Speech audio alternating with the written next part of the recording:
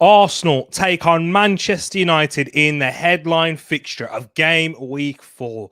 Two teams yet to really send a statement out to the Premier League with their title challenging aspirations. But this weekend, things could all change before we enter the international break. And so many more fixtures. We'll discuss Liverpool versus Aston Villa in a huge game for both sides. And then we got Chelsea versus Nottingham Forest, Manchester City versus Fulham, and many more in the Premier League preview show. Guys, get your predictions ready as we're about to enter the show.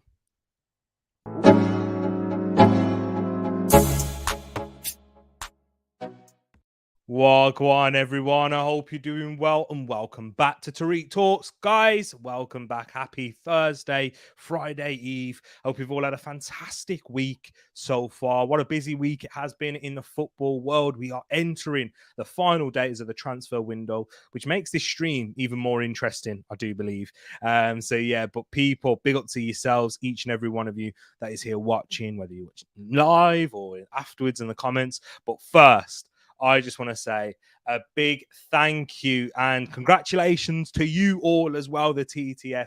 We did hit 700 subscribers. Wow. The target was to hit 700 by deadline day, which is a day away. And that was a big target, I thought, when I initially set that out. I thought it'd be a quite difficult one to get. But thanks to you guys showing love and support as you continually do.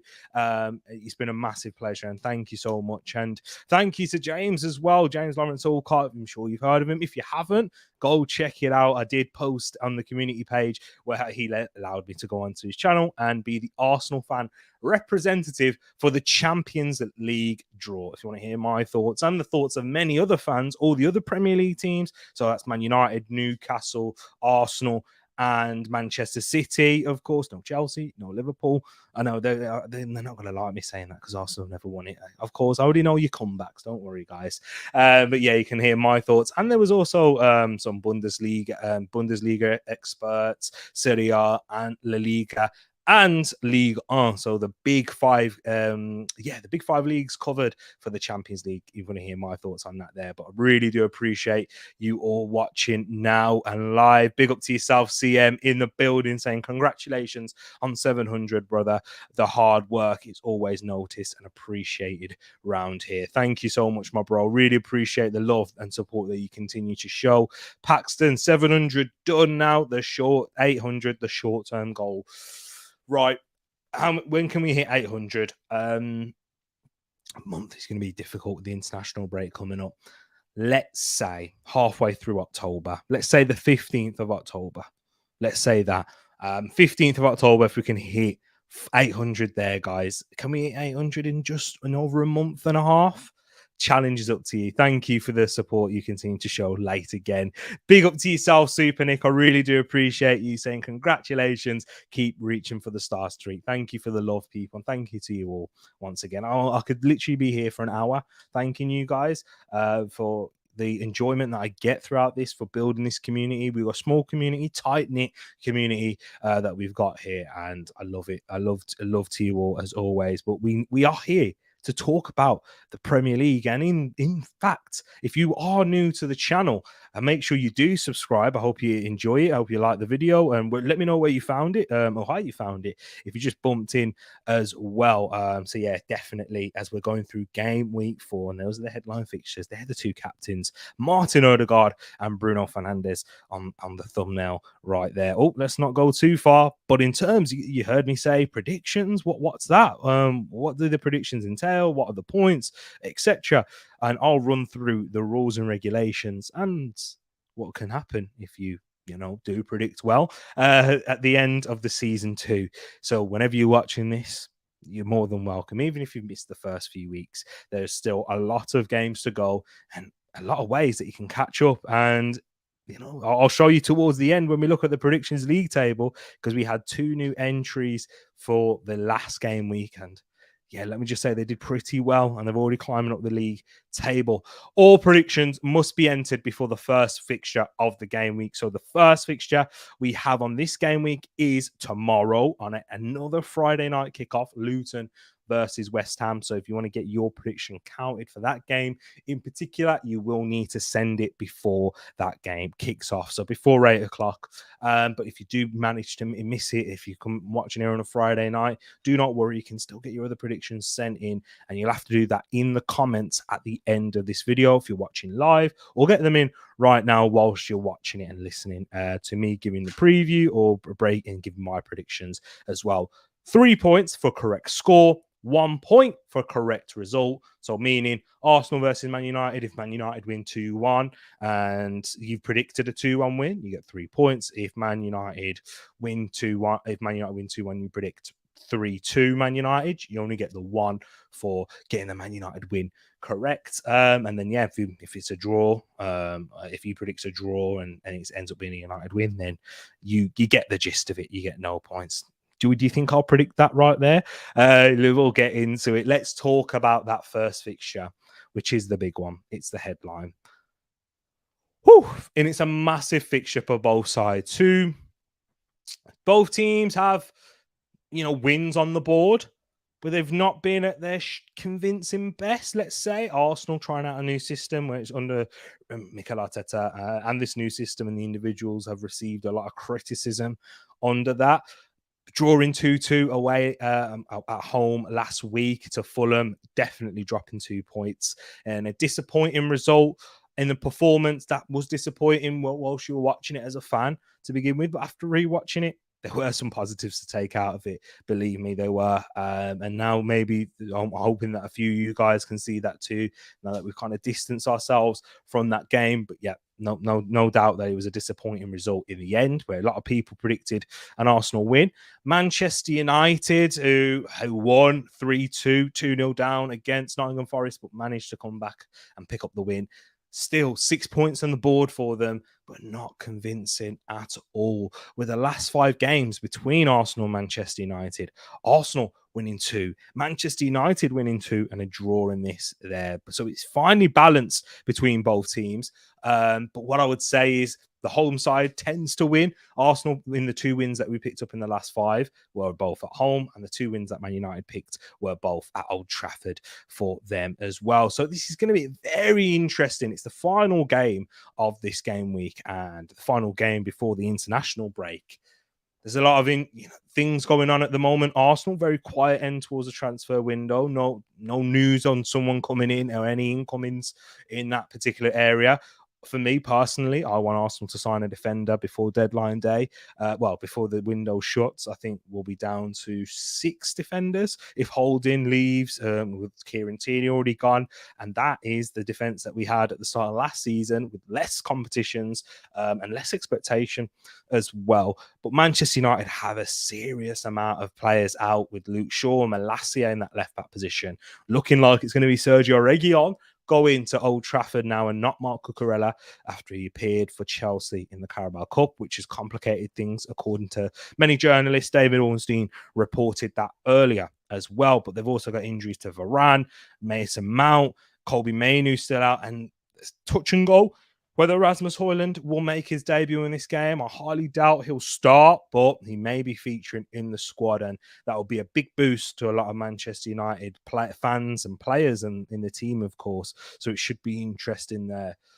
But with the upheaval, I think that's going to be a real detriment to Man United. Or will that give them the siege mentality for them to, we're not expected to get anything here. We're coming up against a top team. Can we really prove ourselves?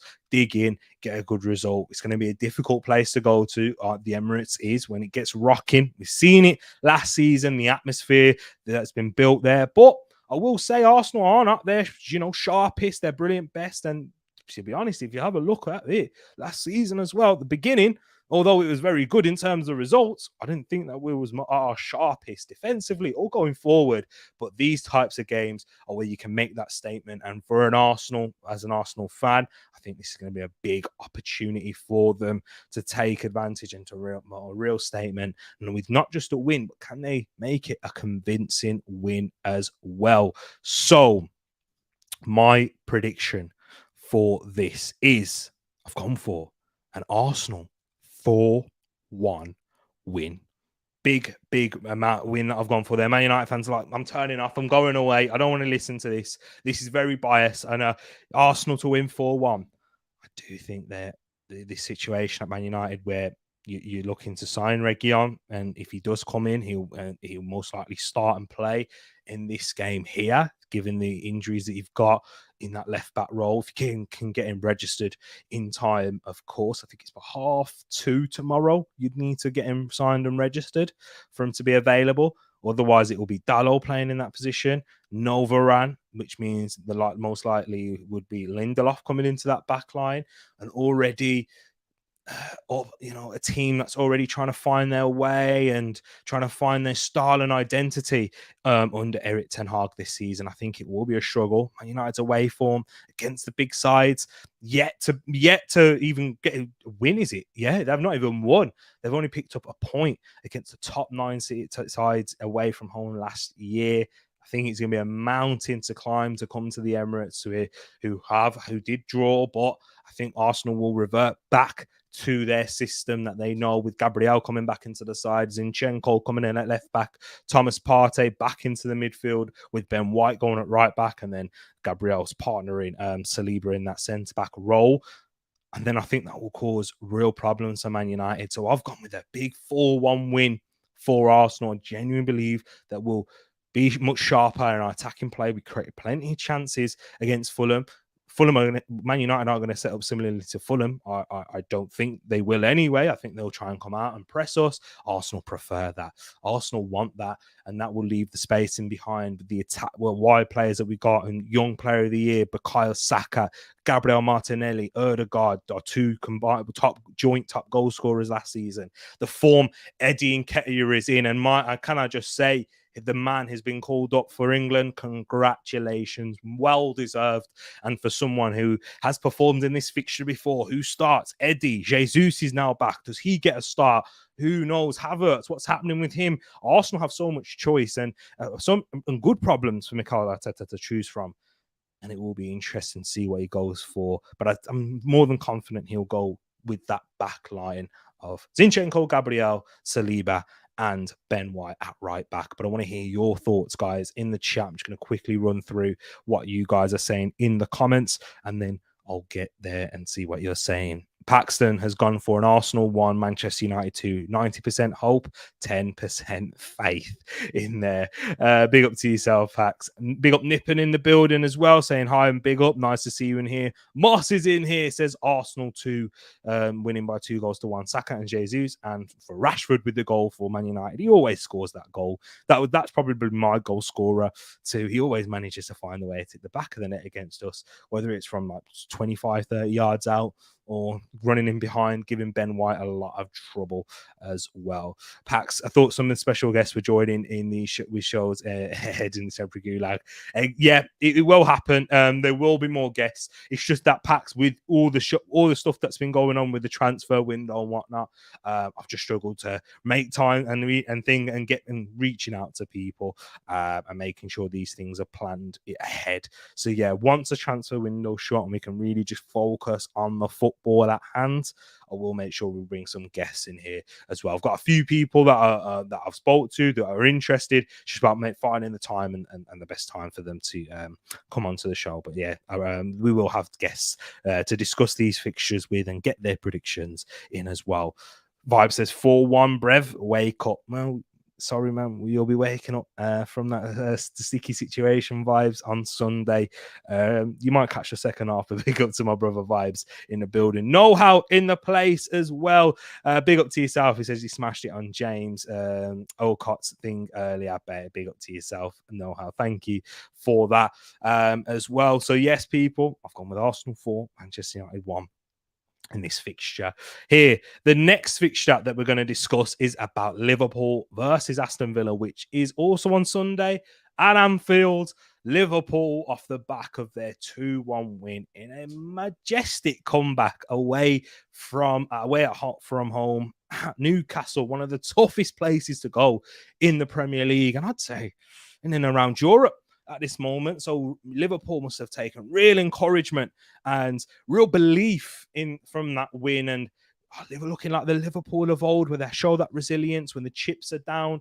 They know how to get together and work hard, defend, and take their chances. How lethal is that attack when you think about Darwin Núñez was the last attacker to even come on, Cody Gakpo, Luis Diaz, who's been on fire this season, Mohamed Salah, is he still going to be there by the time this game comes? There's a lot of rumours surrounding his future. At this moment in time, it looks like he will still remain at Liverpool, but who knows? In this transfer window, it's been probably the craziest transfer window I've ever seen, and that's because of the addition of Saudi Arabia and how they've really put a spanner in the works and helped out a few teams, but also caused a lot of teams issues in keeping their best players in and around the Premier League as well as Europe too. But Liverpool still got a plethora of players up there in the attack, and if they can build on that defense, they're going to be missing Ibrahima Konate and Virgil van Dijk. They can have that stability in this game against Aston Villa, who have had, they started this first game of the season away at Newcastle, got smashed. But then since then, they've impressed, beating Everton 4-0, going away from home, beating Burnley by 3-1. They will also be away from home here, the Villa, and they're going to have a big opportunity to make a statement themselves. And against a Liverpool team that spoken about their attack, but the defense is a place to get at. And with the players they've got going forward, Moussa Diaby, what a player. What a signing that is for Villa. And people thought that was going to be a great signing, and he's really proving it, and he's shining at the moment. Clement Longley, is he going to come in and start? He's provided depth since Tyrone Mings' injury in that left centre-back position. They needed that since losing Tyrone Mings, who's going to be out for the season.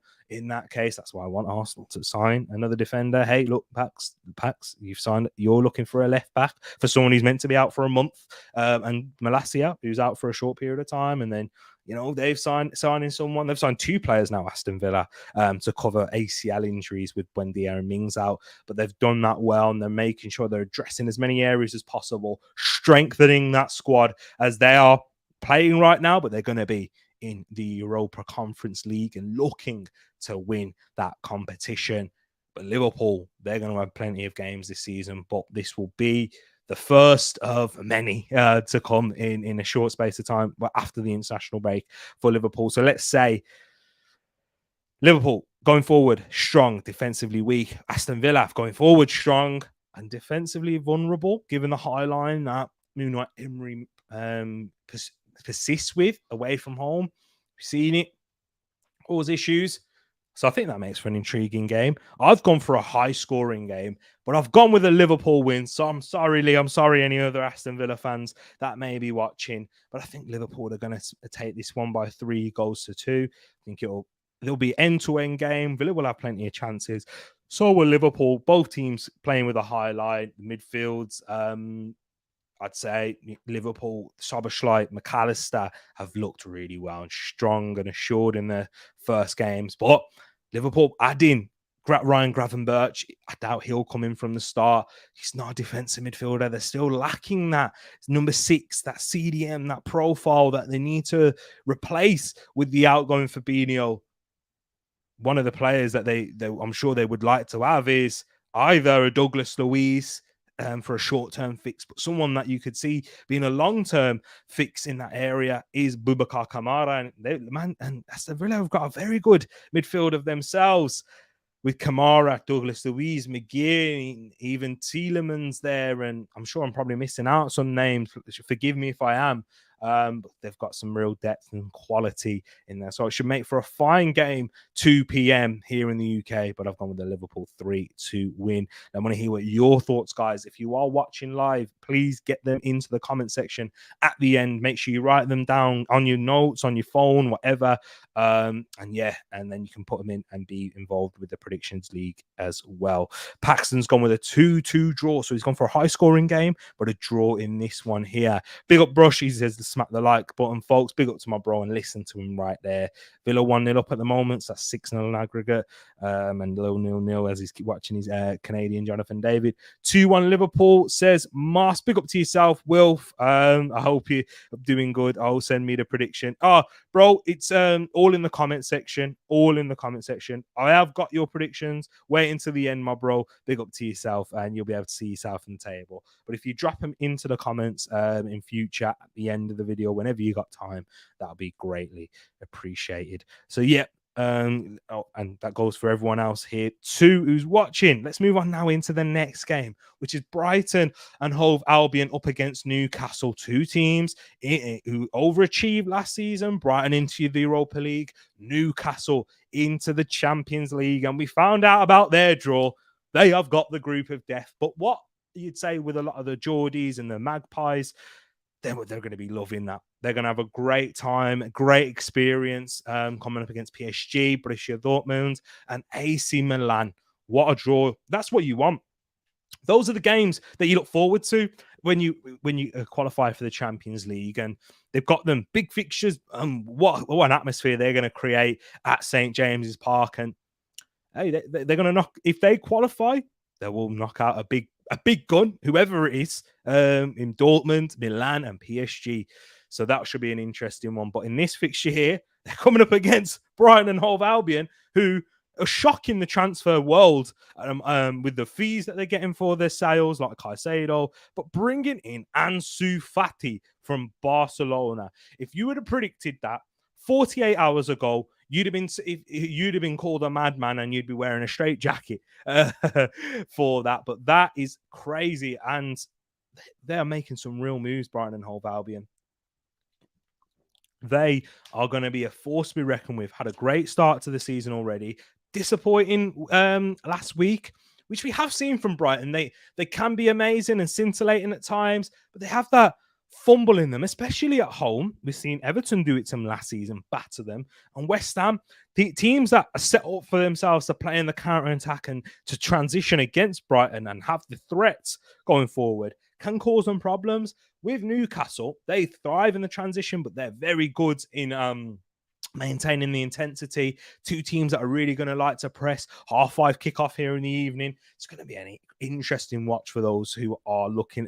If you're free on your Saturday evening, mate, you might want to tune into this game. But there might be other games in and around Europe that will tickle your fancy as well. But this one is definitely one of the big Premier League games this weekend. Newcastle not looking to sign anyone else after Lewis Hall, so we kind of know what their squad's going to be. My prediction and how I think the game's going to go, I think Brighton are going to bounce back with a 2-1 win, which will mean Newcastle will only have one win out of 4 games. But let's be fair to Newcastle. They have had a difficult start. Home to Aston Villa, away to City, home to Liverpool, and away to Brighton in your first 4 fixtures. That's very difficult, and the table won't be looking nice for them if this is the case. But they've got a lot of tough fixtures out of the way early as well, so they might be able to kick on after that. I haven't looked at Newcastle's fixtures after the international break, but once they get their new signings settled and they're into the Champions League swing of things and playing Manchester City in the Carabao Cup, their squad is going to be seriously tested, and we're going to really see their depth, which I would say a lot of people think that's an issue. I do as well. That's why I haven't gone for them to finish in the Champions League places this season, unless 5th place gets it. But yeah, I've gone with a 2-1 Brighton win. De Zerbi and his troops will go out there and bounce back after a disappointing weekend last against West Ham with a 2-1 victory. But I think it's going to be a very intriguing game to watch. Paxton, my word, he's gone with goals again. 3-3. This is what I've got. No exact scores so far. Big up to yourself, Pax. But now, yeah, slow start to the season. But hey, don't worry, man. There's still plenty more to go. But I like the way you're thinking. And if this is the case, then, you're going to be climbing up the league with these scores that you've got here, and you'll be well above and taking many points off other people. Big up T. What do you make of Brighton? Highest XG and against. They miss McAllister and Caicedo. Big up to my brother King in the building, fellow Gooner. Check out King's Football Show, which he did a stream, guys, for the first time in a while. So I would do check that out. Click on his name and go check out. And he's got plenty of content coming, not just Arsenal, but FPL here as well. And what do I make of Brighton? The highest XG for and against. Brighton, I think they are going to do better this year in terms of XG. Look at the amount of attackers they've got, adding in an Ansu Fati. Real depth now on that left wing with Matoma, Fati, and then unfortunately Enciso's injured, but they've got a João Pedro, Solly March, Evan Ferguson, Danny Welbeck. They've got a real number of players going forward who they can mix and match at times. I'm probably missing a few names. Adingra, who had a great preseason for them as well. So yeah.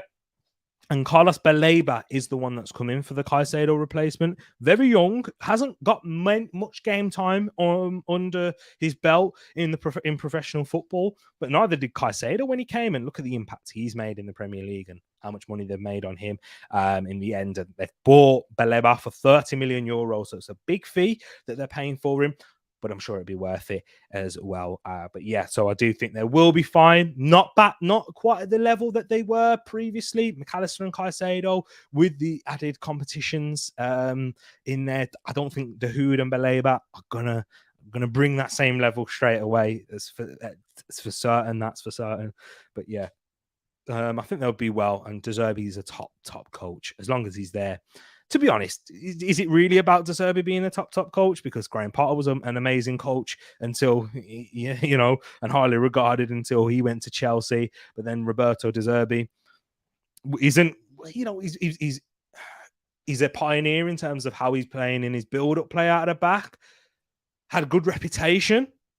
Not to the level what he's at right now. He's at his definite peak in terms of that. So yeah, I think they're a good team. Ansu Fati, after physical alterations, will cook in the Prem. Yep. So might take him a little bit of time to develop, adapt, and cope with the physicality of the Prem. And we know he's suffered with injuries previously. But if you can and get a run of games and be consistent on that front and just continue playing, then yeah, he's got the quality, that's for sure. You don't wear the number 10 and take that off after Messi if you haven't got talent. We can guarantee that. King's gone for a 2-2 draw. Moss has gone for a 2-1 Brighton win as well. Let's see what you're saying. Wilf also says, what do you make of West Team money? Who'd have thunk it? I know, tell me about it. West Ham, we'll get into them towards the end, but they've been excellent, and their recruitment, the money that they've made with used with that Declan Rice fee, Kudush, Ward-Prowse, Edson Alvarez, excellent recruitment there, and well used. And we've seen so many teams spunk their money and really get it and not land with a lot of their signings, but they certainly have. Breaking news in the chat, Sergio Reguilon medical taking place at the moment. So yeah, he's going to be in the squad as long as he's fit for that Man United game. Arsenal as well. So big up to you guys in here in the building.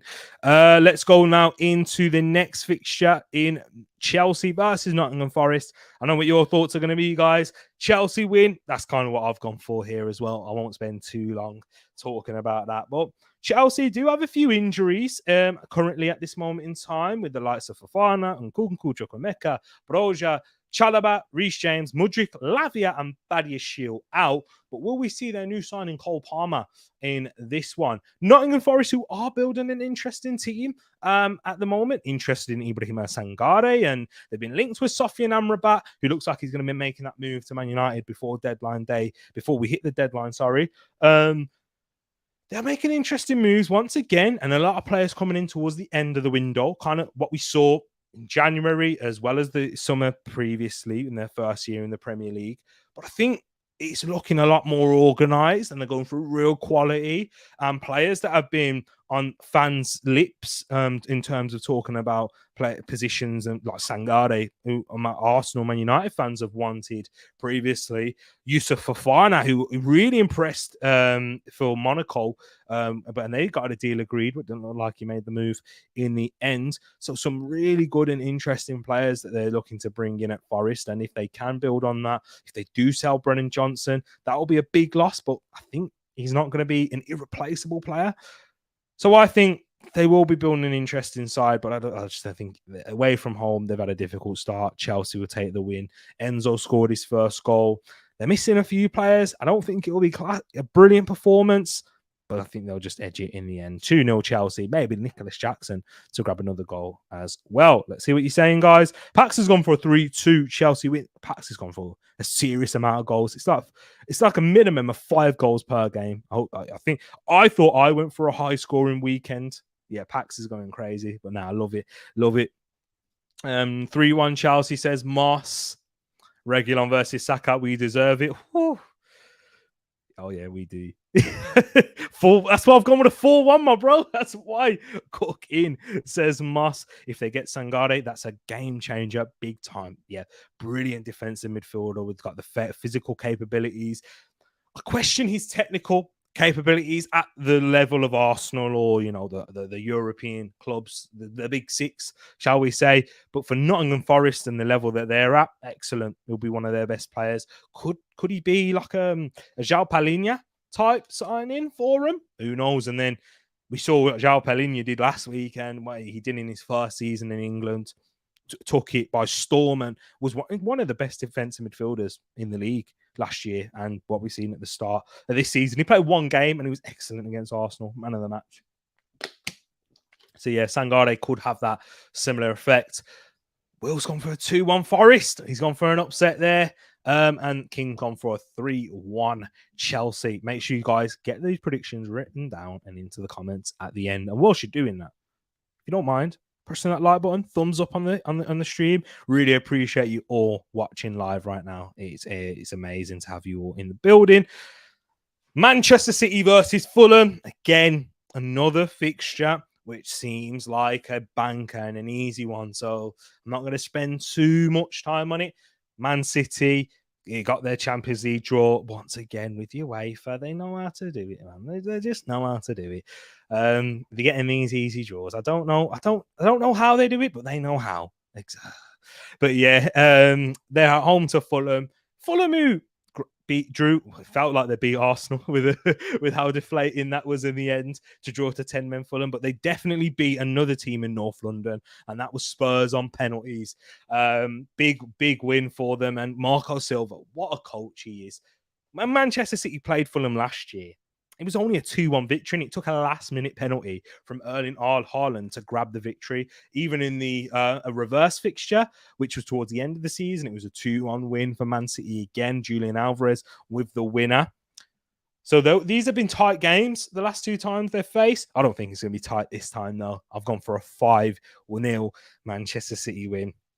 I just think in terms of how Fulham defend, they do rely on a lot of luck. And is it luck? Are they just defying analytics? They concede the highest XG and have the biggest difference between XG against and actual goals conceded as well. So fair play to Marco Silva, but I think a team will crash in on them. And Man City with Haaland, Foden, Bernardo, Alvarez, just to name a few players. Maybe Jeremy Doku will start and give them real impetus out there, out wide. Yeah, serious amount of talent and threats they've got in front of goal. Rodri can pop up with a crucial banger, of course, in a game where, once again, it kind of reminds me, Sheffield United, that one was a banker. Everyone spoke about that. Easy win.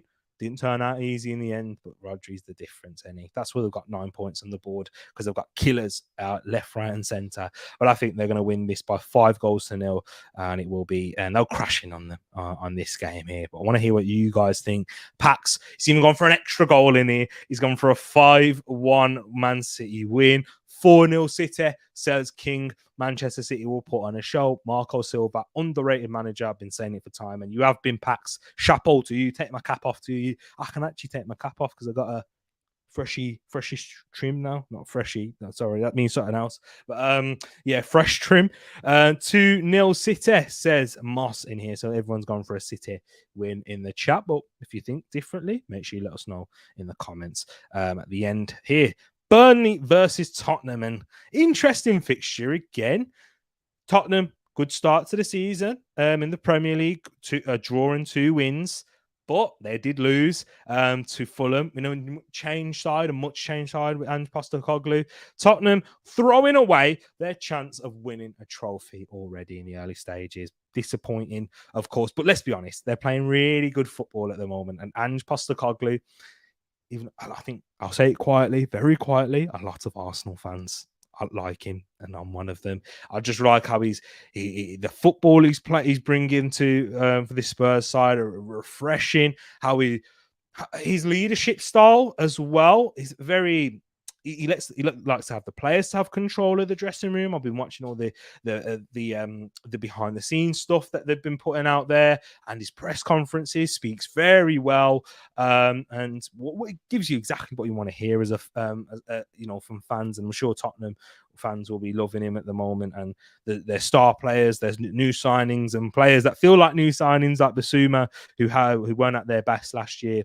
But yeah, real good side. And Burnley, who I've had, you know, they impressed in their first game against Manchester City in certain elements. Going forward, they were brave, pressing them high, turning possession over, but then came crashing back down to earth and got that Premier League like, you know, that humbling against Aston Villa. Did score a goal, Lyle Foster, with that one there. They are at home again, their third home game in a row, because that second game, which was meant to be against Luton, was postponed. They'll want to make sure they can get some points on the board here, because you need to, if you're going to survive in the Premier League. Yes, you're against difficult opponents, Man City, Aston Villa, Tottenham, but you need to be taking points at home and gaining belief early on in the season, and not really. You don't want to lose that belief that you've carried over from the Championship year, where they broke records. Yes, they've lost a lot of players because they were on loan, like Matson, Taylor Hardwood-Bellis, but they've replaced them and spent a lot of money. I think they're in the top 10 for the highest net spend in Europe. In terms of how much money they've spent since coming back into the Premier League. It is crazy. But yeah, they've got a lot of young players. I'm sure will take their time, but a good amount of talent in there. I do think, though, they won't win, and I think it will be a 2-1 Spurs victory. I think they'll edge it, make for an interesting game again. What day is this on? In the Premier League, this one is on. So a 3 o'clock kickoff, so that'll be an interesting one for Moss on Goal Rush and anyone else that's watching the 3 o'clock kickoffs. If you're not watching it, go check out Across the Pond Sports Talk there too. So let's see what you're saying in the chat now, guys, regarding this game here. 2-1 Spuds, says King. Imposter Coglu getting found out, lol. Nah, yeah, in that game, much change side, and I think Spurs will struggle when they try and chop and change. They haven't got the quality in their depth. They might want to build on that. They're not. Doesn't look like they're signing a replacement for Harry Kane, and I don't think that's a bad thing. I don't think that's necessarily a bad thing, because you don't want to panic and bring someone in for the sake of bringing someone in that forward area. Wait. You're not really expected to do anything this year anyway. Of course, you want to try and finish as high up as you can. And if you're in and knocking around the Champions League places, January could offer you something different. New opportunities could open up, and Tottenham could be able to take advantage of that there. So I don't think it's a bad idea not spending that money, but they are looking like they could be getting Brennan Johnson before the window shuts. If he makes that move, I'm not a big fan of that personally, but who knows? He's got good talent, but I just don't think. I think he suits more of a transition style team with his space in behind, his direct running. Kind of lacks that finesse, I'd say, at the very top level. When coming up against low blocks. But hey, who knows? Maybe Ange sees something that we don't, and what he can mold with there. It's the history of the Tottenham. In it is true indeed, and there were great words of Giorgio Chiellini as well. Moss has gone for a 1-1 draw. Go on, company. Get a win, though. Big up to you guys. Not going to lie, for the first in years, proper concerned about Spuds under Ange. Wilf, there you go. I'm not concerned for this season, but long term, I am concerned for them. But let's hope that Spurs, Tottenham Hotspur, as Arsenal fans, putting on Arsenal top now, I could do that quickly, is that they won't. They'll as soon as they hit a bumpy road, they'll pull the trigger. That's what I hope, because they kind of did that with Pochettino, didn't they? And they didn't give him the chance to rebuild that squad, and I think they should have. And of course, a lot of Spurs fans hope that they did, but they're happy with Ange now.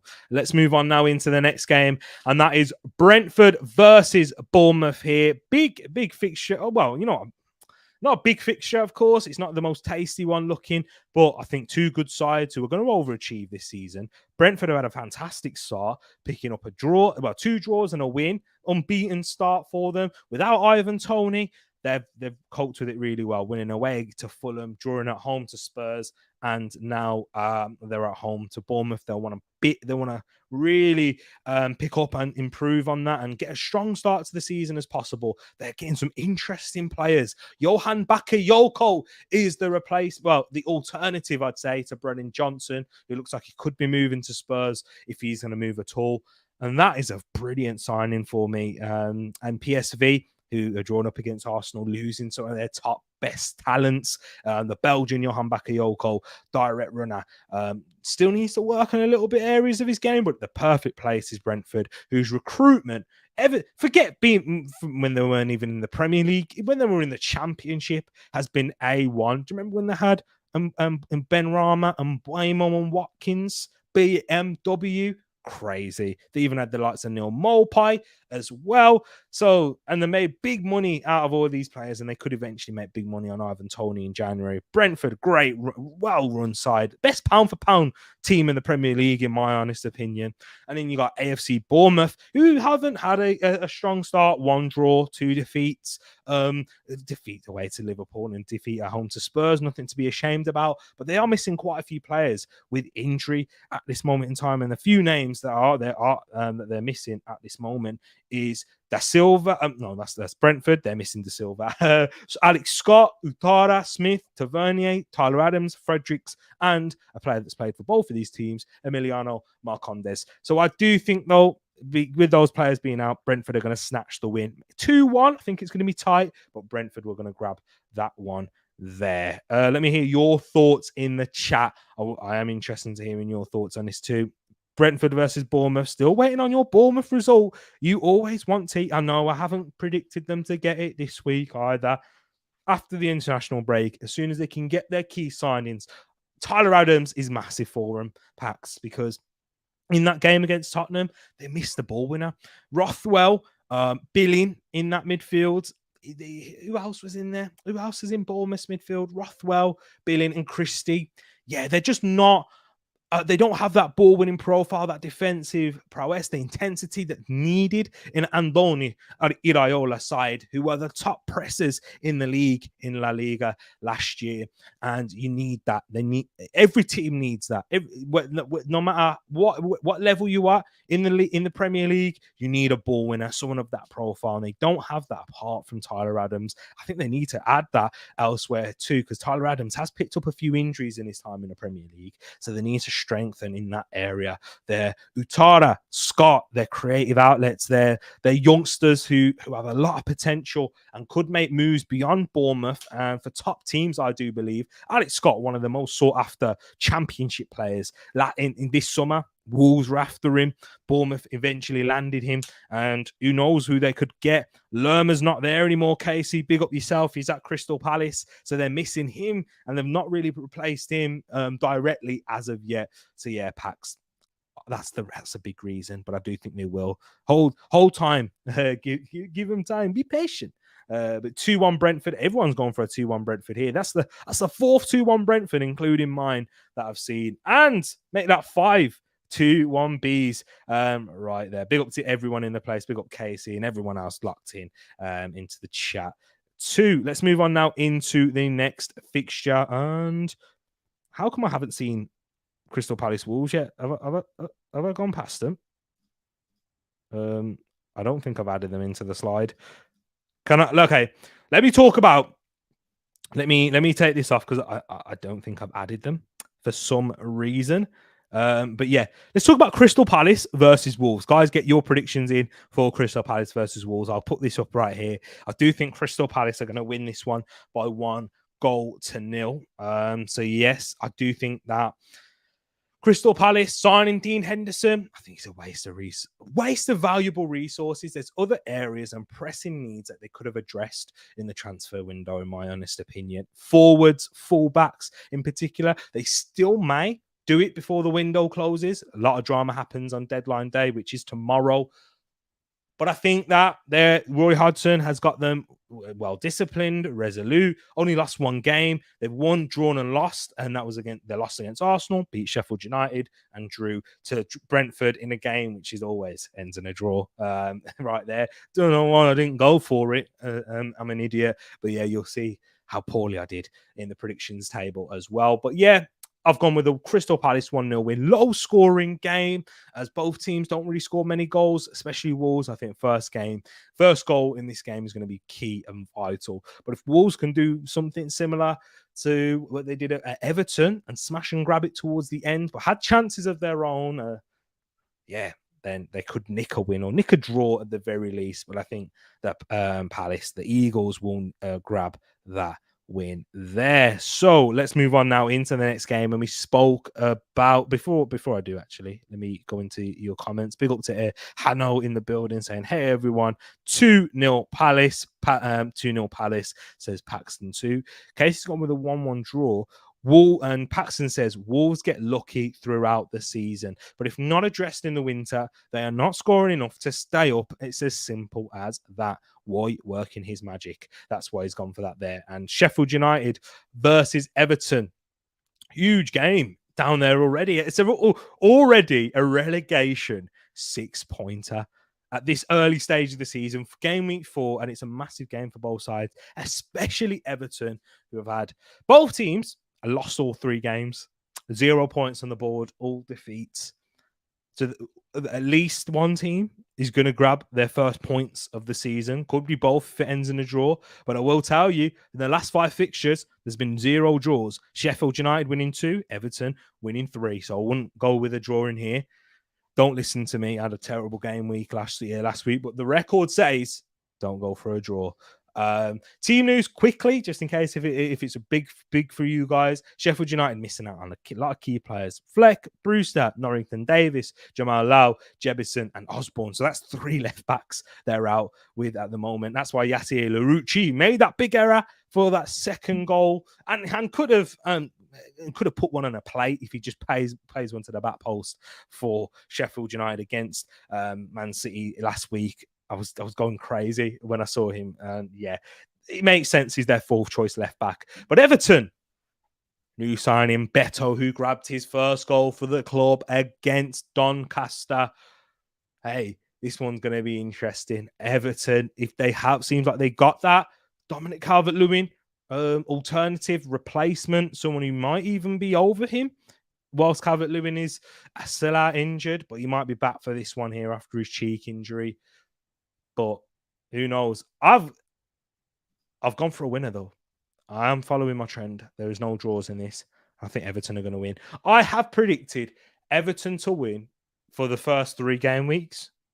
And not against Villa. I predicted them to win against Fulham, but I predicted them to win against Wolves, and they've let me down. Is it going to be a third time lucky? Are they going to get this victory here? 2-0. I've gone with Beto to score as well. Guys, he's going to be the interesting one. He's the difference. Him and Calvert-Lewin are going to be the difference for Everton staying up. We saw last week against Wolves. They had chances. They've actually played quite well in certain moments. But they've just not got a finisher. But has that changed now with Beto? I think it has. And I've got a lot of faith in Sean Dyche to eventually pull them out of this situation. And I think Everton are going to win by 2-0. Tell me if I'm mad. Paxton's gone for a 1-1 draw. Casey's gone for a 1-1 draw. So you don't even listen to what I'm saying, which you're probably right to do so, given my poor performance last week in the predictions. But I'd like to hear your thoughts. I think Beto will score. Sheffield United just lack that killer instinct themselves.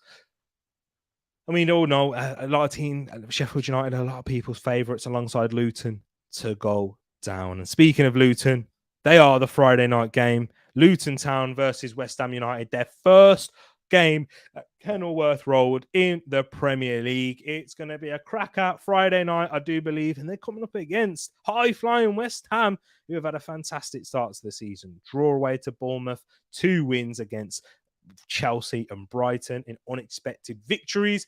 I think they will continue that. And I think they will continue their brilliant start to the season with a 3-1 win. However, I must add this, and I've kind of bottled it because I have been impressed with Luton.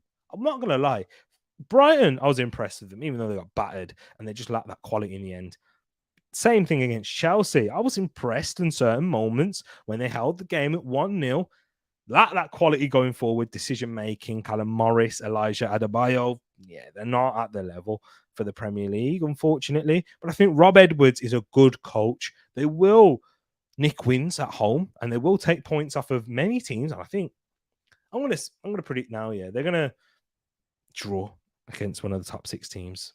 Not win. I don't think I'm brave enough to win. Say they'll win, but they'll take a point at least out of the top 6 teams because of what they have at home and the tight knit stadium, the crowd. It's going to be an uncomfortable place for a lot of these Premier League players to go. It'll kind of be like more of an FA Cup occasion when you are going to Kenilworth Road.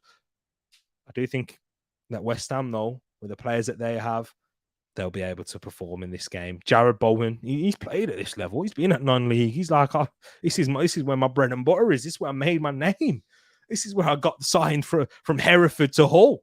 So I'll be all right there. So West Ham, I think they're going to win by 3-1. And we might even see the debut of Mohamed Kudus. And yeah, he'll be an interesting player for them. What a top signing he is. And as long as he can stay fit, West Ham could have an interesting season. Brilliant start. But I think once the Europa League kicks in, yeah, it'll be difficult for them. Let's see your predictions in the chat. Paxton's gone with a 2-1 West Ham win, a scrappy dogfight in the end. And Casey just has gone for a 2-1 West Ham win as well. Big up to everyone here locked in at the moment. And that is all the predictions that we've got here right now. But I've still got one more slide to go through, and that is the predictions league table. Can I just say, and Jacob's running away with it so far. He was here last week, and when he made his predictions, and I wrote them down and I put them into the chat for you guys before. Ed does that usually. His dad sends them in, and he killed it again. Jacob got 13 points this week, and he got 3 correct scores, the highest points, the highest amount of correct scores in this game week. Bravo, Jacob. Who else have we got in here? We got Pax in the chat.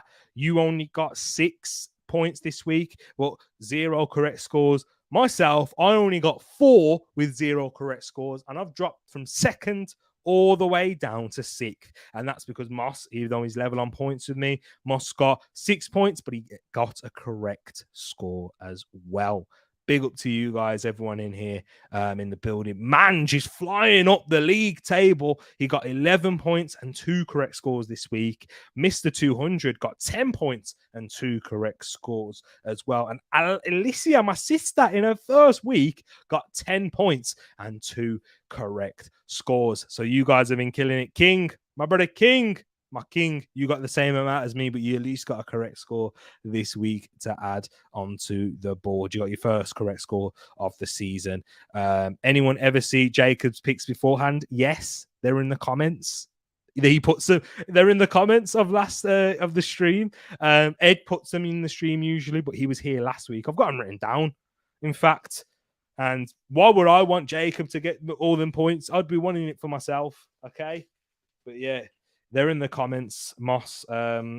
Jacob's predictions. Last week, he went for Newcastle 1, Liverpool 1. Didn't get that right. He got 2-0 Tottenham. Bang on. He got the other bang on scores. He got Everton Wolves. He went 1-0 Wolves. And Brentford versus Crystal Palace, he went 1-1 in that one, and that ended 1-1. Then you got so many more results correct. So yeah, Jacob is too good. And Cucurella is not going to Man United, Casey. He is not indeed. Reguilon instead. I'd love to hear your thoughts on that, guys. But I am going to wrap this up here. I really do appreciate you all tuning in, and massive thank you to all of you for the 700 subscribers. We finally made it, people. Come on. Woo! 1,000 subs is the goal, is the medium-term goal. The long-term goal is just to do this as a career eventually. But yeah, whatever, it doesn't even matter how many subs for me. It's just as long as I can do this and chat to you guys and help and improve my content levels, improve. There's so many different aspects. I'm 2 years into it now. Had some of you people throughout who came at the very start. Some names we got here. Casey was here from the very start. Pax was here from the very start. Moss, who I knew before the channel was even created, and the likes of Wilf and King as well, who I knew before the channel was created, and so many more people have come along the way. I really do appreciate every single one of you, and you do mean the world to me. Thank you for being a loyal member of the TTF. And if you are brand new, I hope you do enjoy this community. We've got links in the description to the Discord, to the other Twitter. That's the main social media platform that I use other than YouTube, but links to the Discord in there. For other channels, we talk about all sorts. I really want to get that going again, because one period we had it really popping. We had quizzes in there. We had so much. We got loads of channels. And yeah, it's my fault on my own. I stopped using it. There was a period where we have, of course, had the break with the channel and whatnot, but I really want to get that popping again. So much potential with Discord, and you guys are amazing. And yeah, and let's hope to build that back up and continue growing our community. But guys, I am gonna love and leave you. I hope you have a fantastic week. And as we're approaching Friday tomorrow, before I do leave you, we'll be bringing you deadline day stream. That is for sure, at least one. I'm going to be jumping on the Devil's Advocate for a Man United preview. I've been invited as a guest. Go check that out there. I will send that in the Discord and on the community channel as well. Links in there if you want to check that out. And then, yeah, we got a Man United game on Sunday. So most likely I want to do a preview on a Saturday night. I do want to do a preview. So if anyone is interested, Man United fans, Arsenal fans, Moss, I know I spoke to you about it. Hopefully, if you're free Saturday night, we can get that sorted. King, anyone else who wants to get involved, hey, would love to get that sorted for you. So yeah, let's see. Edu, big up my bro Bargav. Edu cooking up a signing for tomorrow? I hope so. I really do. Doesn't look like it at the moment. I hope so. Big up to you guys. Love to you all. And I hope you enjoy the rest of your Thursday night. I'm about to eat my dinner and chillax. Thank you all. God bless and peace.